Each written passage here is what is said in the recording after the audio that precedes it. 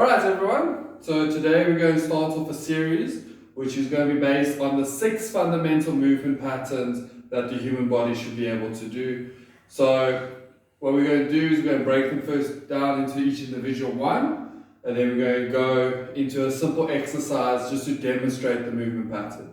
So the 6 fundamental movement patterns are the squat, the hinge, the lunge, the press, the pull, and rotation or core movement. Okay, this 6th one, the core movement, we're going to get into a bit more in its own little segment.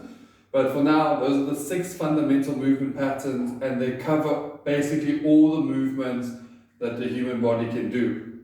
Now, obviously, some movements are a combination of the 6, but basically they all fall in together. So for this first video, we're going to start off with a squat, but just a basic example of a squat. So nothing too serious. Okay, so we're going to start off with bodyweight squats. So squats are nice and simple. Most people have seen them before. So a very quick run through is we're going to have our feet just outside of our shoulder width, or if you prefer, at shoulder width, a little bit inside or further wide. Okay, so this comes down to personal preference. I personally prefer feet on the outside of my shoulders, so hands come straight down and the feet go on the outside of my hands. Alright, and then depending on how good your flexibility is, we're going to look at the feet. So some people have their feet out wide more and some have them more straight. So the better your ankle and hip flexibility is, means the better you can arrange your feet. You prefer to have it straight, so it's better for the alignment of the body.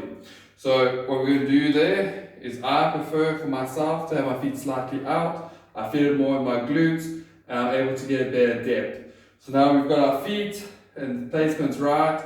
We're going to start off the movement by pushing the hips back.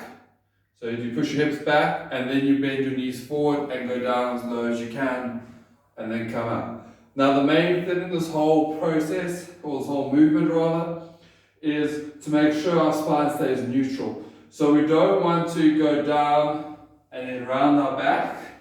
Alright, that's not what we want. We want it so that our chest stays up and our back stays in a neutral position. And what neutral means is basically in its natural state, not straight, because obviously the spine's got a curve, but it needs to maintain the natural curve. So you're not rounding excessively in either direction. Okay, so we don't want the rounding forward, alright, and we don't want the excessive arching. Alright, we want to keep it in a neutral state as low as you can, then come up. Alright, so that's the squat, nice and simple.